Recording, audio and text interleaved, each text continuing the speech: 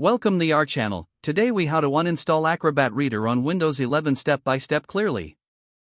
To uninstall Acrobat Reader on Windows 11, begin by clicking on the Start menu located on the taskbar. Next, type Settings in the search bar and select the Settings app from the list.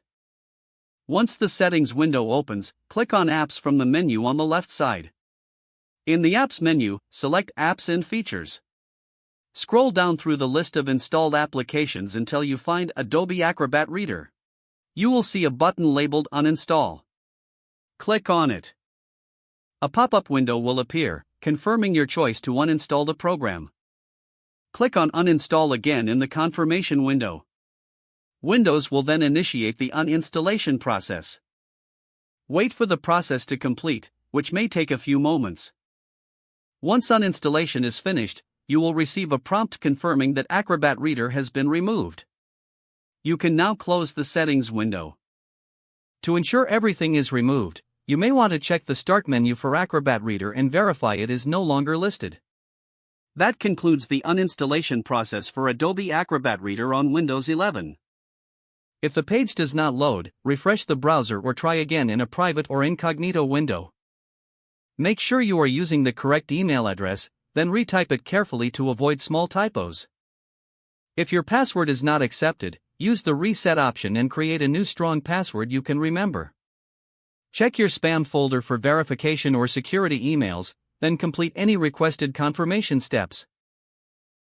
Enable two-factor authentication if available to improve account security and reduce unauthorized access risk. After signing in, review your profile details so your contact information and settings are accurate and current. If you see an error message, note it down and try again after restarting your device and internet connection. Log out when you finish, especially on shared devices, to keep your account and payment information secure. If the page does not load, refresh the browser or try again in a private or incognito window. Make sure you are using the correct email address, then retype it carefully to avoid small typos.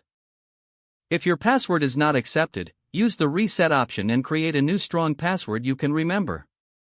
Check your spam folder for verification or security emails, then complete any requested confirmation steps. Enable two-factor authentication if available to improve account security and reduce unauthorized access risk. After signing in, review your profile details so your contact information and settings are accurate. If you see an error message, note it down and try again after restarting your device and internet connection.